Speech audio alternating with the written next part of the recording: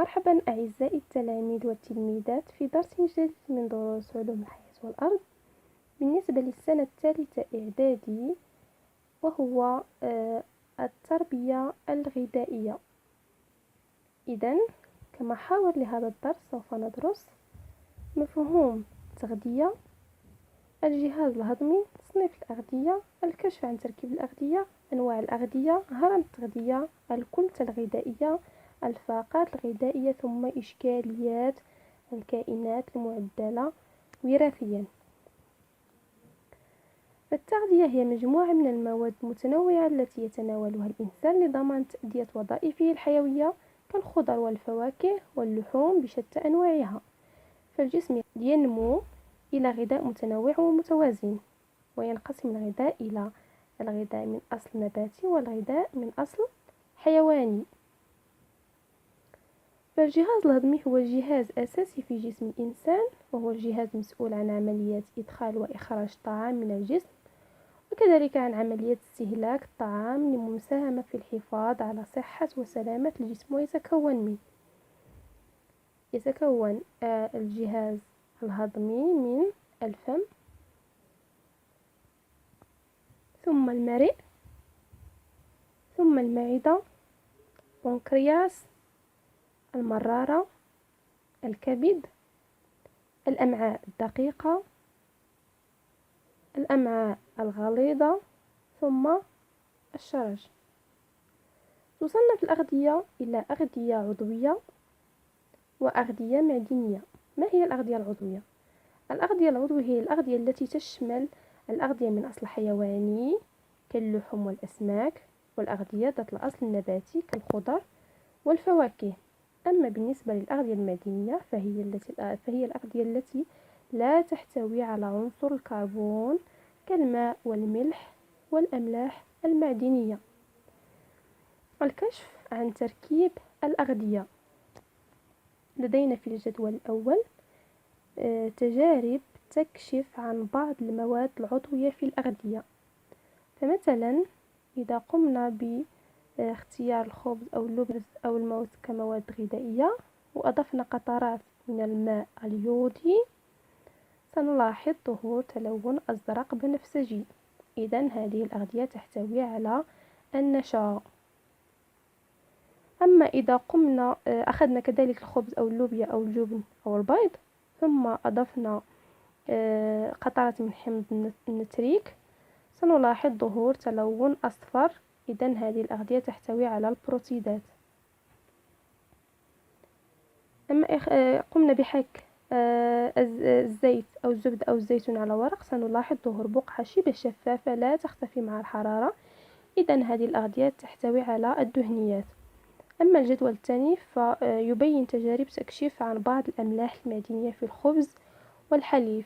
فإذا قمنا بإضافة قطرات من أكسرات الأمونيوم إلى رشاحة الحليب، سوف نلاحظ ظهور راسب أبيض لا يسود تحت تأثير الضوء. إذن فرشاحة الحليب تحتوي على أملاح الكالسيوم. أما إذا قمنا بإضافة قطرات من نترات الفضة إلى رشاحة الخبز، سنلاحظ ظهور راسب أبيض يسود تحت تأثير الضوء. إذن فرشاحة الخبز تحتوي على أملاح الكلورور. الأغذية تنقسم إلى أغذية بانية وأغذية طاقية وأغذية واقية أو وظيفية. الأغذية البانية كالحليب، الجبن، البيض وغيرها. أما بالنسبة للأغذية الطاقية أو أغذية الطاقة فهي تحتوي على الزيوت، الشوكولا، الزبدة وغيرها. أما بالنسبة للأغذية الواقية أو الوظيفية فهي تشمل الفواكه والخضروات بشتى أنواعها. فأغذية النمو كما قلنا هي الأغذية التي توفر للجسم البروتينات، كما هو مبين في الشكل. قلنا البيض أو الجبن أو الحليب وغيرها. أما بالنسبة لأغذية الطاقة فهي الأغذية التي توفر للجسم السكريات والنشويات والدهنيات كالزبدة، العسل أو الزيت. أما بالنسبة لأغذية الوقاية فهي الأغذية التي توفر للجسم الأملاح المعدنية والفيتامينات. قلنا أن الخضر بجميع أنواعها والفواكه كذلك. الهرم الغذائي هو عبارة عن هرم تظهر فيه مجموعة الغذائية على شكل طبقات، فنلاحظ في الشكل هرما، في هرم تظهر فيه مجموعة من الطبقات، الطبقة الأولى، الثانية، الثالثة، ثم الطبقة الرابعة والأخيرة، وهو بمثابة المرشد الذي يدلنا على الكميات الصحية التي يجب تناولها من الأغذية يوميا. ونجد أن هذه المجموعات الغذائية الخمس تمد الجسم بالمواد الغذائية اللازمة لبنائه ونموه. ففي قاعدة الهرم لدينا مجموعة الخبز والحبوب. فهذه المجموعة توجد في قاعدة الهرم، تتواجد بها كافة الحبوب الكاملة وكذلك الأطعمة الغنية بالنشويات. تحتوي هذه الأطعمة على نسبة وفيرة من المعادن والفيتامينات والألياف الغذائية التي يحتاجها الجسم بشدة، فهي تساعده على تحسين عملية الهضم. ثم المجموعة الثانية مجموعة الفواكه ومجموعة الخضر. هذه المجموعة تحتوي على الفيتامينات والألياف الغذائية التي تنظف الجسم من السموم. ثم المجموعة الأخرى هي مجموعة الحليب ومشتقاته، وكذلك مجموعة اللحوم والأسماك. هذه المجموعة تمد الجسم بالكالسيوم الذي يحمي العظام من الهشاشة أو الكسر، وكذلك تمد الجسم بالبروتينات. وفي قمة الهرم نجد مجموعة الحلويات والدهنيات التي لا ينصح بتناولها كثيرا، فكمية صغيرة كافية. الكتلة الغذائية. الكتلة الغذائية هي كمية الأغذية التي تغطي الحاجيات الغذائية من البروتينات والسكريات والدهنيات والأملاح المعدنية خلال 24 ساعة، أي خلال يوم واحد.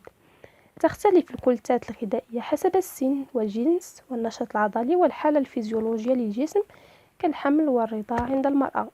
ومن عواقب التغذية المفرطة السمنة، فتناول الكثير من الأغذية يؤدي إلى السمنة وكذلك إلى أمراض أخرى. إذن فالتغذية السليمة هي التغذية التي تحتوي على جميع العناصر الغذائية اللازمة للمحافظة على صحة الجسم وسلامته وبكمية مناسبة لما يحتاجه يوميا.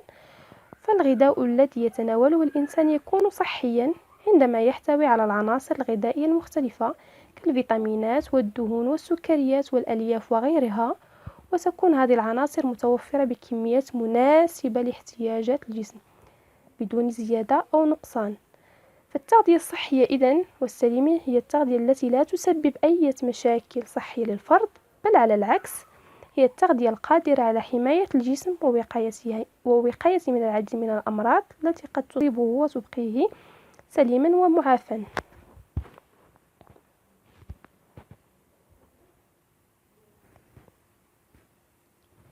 يؤدي سوء التغذية إلى الإصابة بأمراض خطيرة تختلف حسب الأغذية البسيطة الناقصة في الوجبات الغذائية.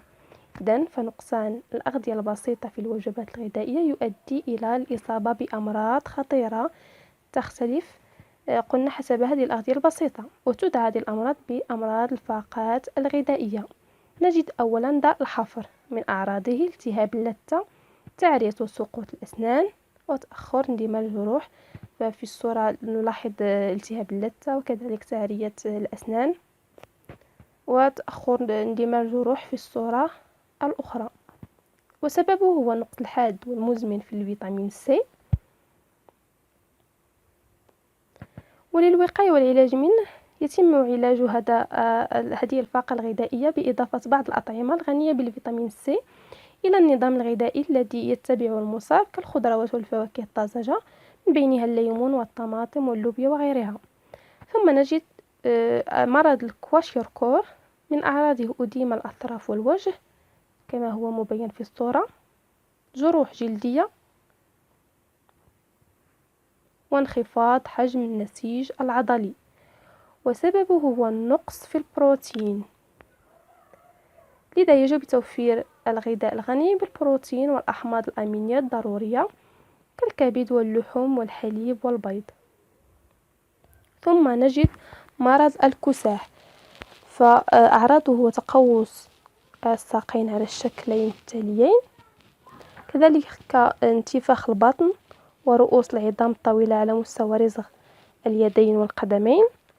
وكذلك وسببه هو عوز في فيتامين د أو نقص في الكالسيوم.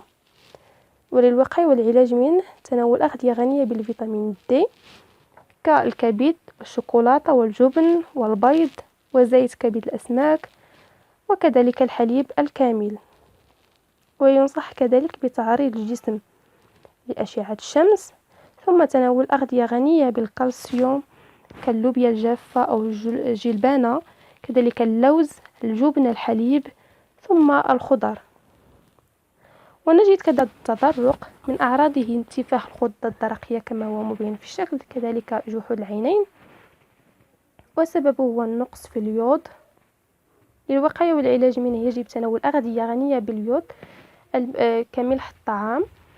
ثم المرض الأخير هو فقر الدم، من أعراضه التعب الشديد، التأثر السريع بالبرد، وضعف جهاز المناعة، وسببه هو افتقار الأغذية إلى عنصر الحديد. وللوقاية والعلاج منه يجب تناول الأغذية الغنية بالحديد كالعدس مثلا، والأغذية الغنية بالفيتامين B12 كالكبد وحمض الفوليك الموجود في الخضروات الورقية كالخس وغيره. ما هي إشكاليات الكائنات المعدلة وراثيا؟ بعض الأغذية الصادرة من كائنات معدلة وراثيا OGM Organisme Génétiquement Modifié تثير جدلا حول انعكاساتها على صحة الإنسان والبيئة. فمثلا بواسطة التعديل الوراثي يتم إنتاج بطيخ أحمر مكعب الشكل. وهنا نلاحظ علبة أو مثال لغذاء معدل وراثيا، الذرة المعلبة، نلاحظ أنه مكتوب عليه OGM في العلبة. كيف يتم التعديل الوراثي للكائنات الحية؟ يتم ذلك بواسطة نقل المورثات من كائن حي ودمجها في الذخيرة الوراثية لكائن حي آخر قصد إكسابه صفة وراثية جديدة مثل الحجم أو اللون أو مقاومة الطفيليات، كذلك الظروف المناخية أو إنتاج وفير. يتم إدماج المورثات عندما يكون الكائن الحي عبارة عن بيضة بواسطة أدوات مجهرية. فما هي دوافع التعديل الوراثي؟ نجد الرفع من المردودية، تخفيض تكاليف الإنتاج، تحسين النوعية الاقتياتية للأنواع النباتية والحيوانية، خلق منتوجات جديدة، إنتاج نباتات مقاومة للحشرات، ثم تحسين الجودة الغذائية. فما هي إذن الانعكاسات السلبية للكائنات المعدلة وراثيا؟ انتقال هذه المورثات إلى الأعشاب الطفيلية فتصبح مقاومة للمبيدات، كذلك تطوير الحشرات لمورثة مقاومة. هذه من أبرز الانعكاسات السلبية للكائنات المعدلة وراثيا. وهكذا نكون قد انتهينا من درس التغذية.